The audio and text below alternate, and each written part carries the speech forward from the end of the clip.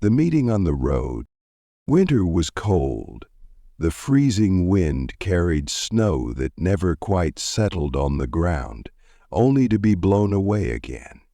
It was one of those desolate, ominous nights when it feels like you're the only person left in the world. The road led through the forest, and I had been driving for hours, trying to stay on track amid the snowdrifts that could swallow everything in an instant. I was heading to another city, but the further I went, the more I felt that something was wrong. There were no cars, no people, only the silent, crunching forest on either side. I didn't want to stop. In places like this, it's better not to stand still when the night begins to fall. I glanced at my watch. It was almost midnight, but even the usual city rhythm that always accompanied me felt distant and forgotten. And then, just when I thought I would be alone in this cold world all night, something unexpectedly appeared on the road. At first, I didn't understand what it was. The silhouette was unclear, just a dark shape moving. I increased my speed, thinking it might just be another driver. But the closer I got, the more I realized it was neither a person nor a car. The creature was huge, tall, covered in thick dark hair that almost blended into the night. Its eyes glowed red, like two embers feeding the flames. Something in me tightened. I thought it was just a hallucination or a wild animal. But what happened next made my heart beat wildly, as if out of fear. Conrad seized. The creature began moving towards me. I didn't know if it was just a beast that had wandered onto the road or something much worse, but my body was already unresponsive.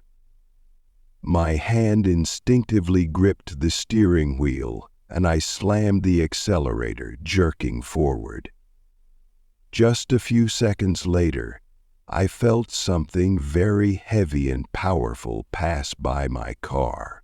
Only moments later, I saw the creature quickly start chasing me. My thoughts scrambled. There was no time to think. I drove, seeing nothing but the blackness that enveloped me.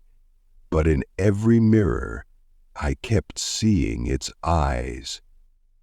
They burned, flashing brightly, as if there was still room for this hellish fire in the dark. And when I tried to overtake it to escape this terrifying creature, I felt its powerful movement. Something seemed to rush by, sweeping the snow, and I realized I had no chance of escaping. My heart began to race faster, my thoughts tangled. Where to go? How to break free from this nightmare chasing me? I felt my hands trembling on the wheel as I sped ahead, daring something incredible. Adrenaline filled my body, but even it couldn't drown out the feeling that I was not alone, and that an invisible enemy was behind me. Every sound behind me, every movement in the rearview mirror made my heart tighten in my chest. I couldn't look at the glowing eyes anymore. It seemed as though they burned in the dark, penetrating straight into my soul. Suddenly, in front of me, on the road, another figure appeared. I remembered all the safety rules and tried to avoid a collision, but I didn't make it in time. The wheels left the road and the car jerked into the snowbanks. I tried to straighten the wheel, but the car was struck by something heavy, powerful. Was it the beast or some other force? Either way, I lost control and stopped, watching as the snow scattered from the wheels, covering the road. I tried to start the engine. Nothing. Again, and again, but it didn't respond. Silence. I looked around, but no one answered. No human traces. Only the air, ringing from the cold and the dark forest abyss surrounding me. I felt trapped. The forest seemed alive, capable of breathing and stirring, and something in it was so ominous that my heart began to beat even faster. There it was again, the creature, standing before me, large, covered in hair, with red eyes that seemed to pierce through the night. It approached slowly but surely. My heart squeezed. I could do nothing. I was like a prisoner in my own cage. To my friend Sir Haglia Patrick H., Portland, Arkansas, August 6, 1878. Oh! Suddenly breaking the silence again, I heard footsteps. They were close, very close, like a large beast approaching its prey, not in a hurry.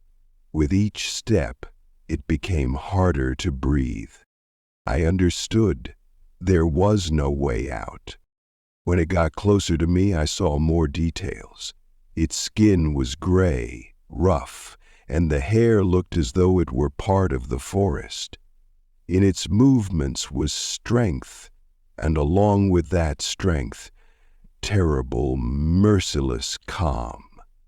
The creature raised its head, and its red eyes grew brighter like fire. I felt my legs betray me, my fingers trying to press the door, but it wouldn't open. It approached and let out a short, inhuman sound that squeezed my heart. It wasn't just a roar. It was a sound that resonated deep within my thoughts, making me feel not only physical fear, but a deep terror that filled me from the inside. The creature extended its clawed paw and looked at me. It seemed as though it could read my thoughts, that it knew everything.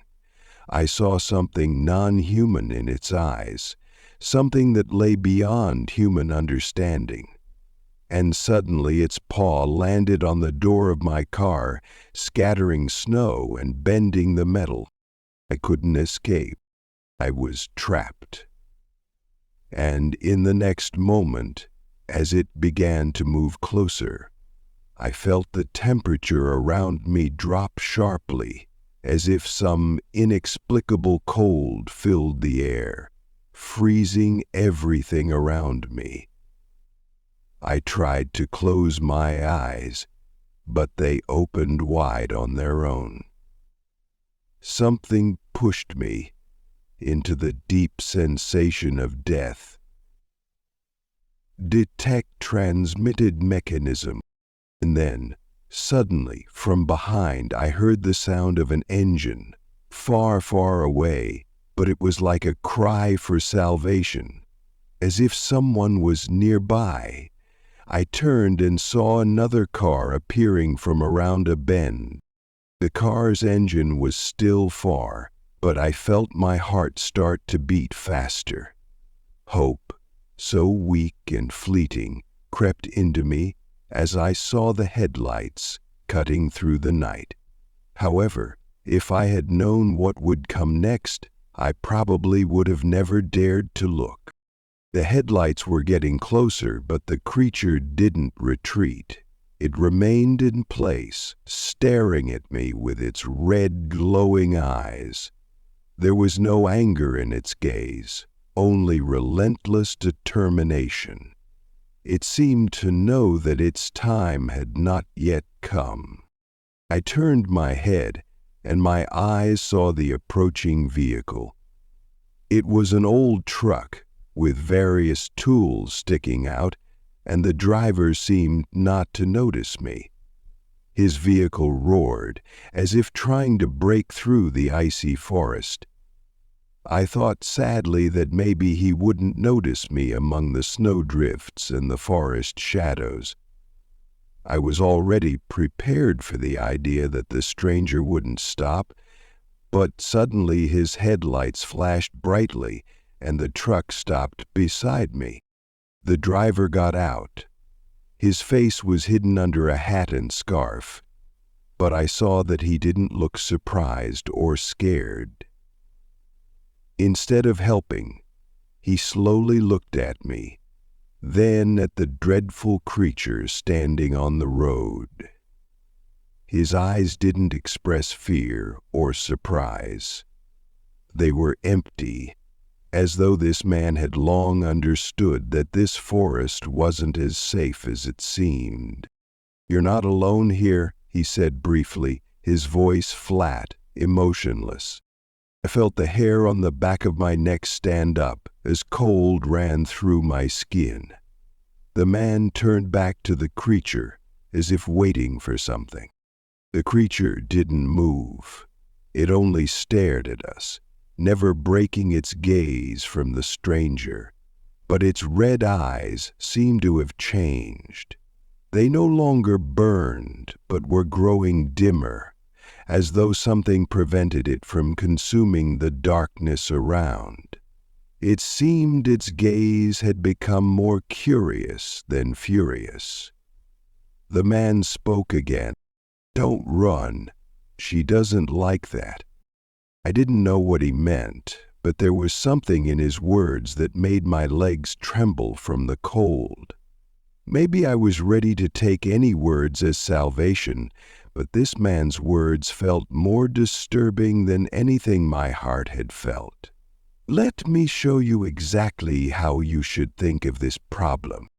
The creature suddenly began to slowly retreat.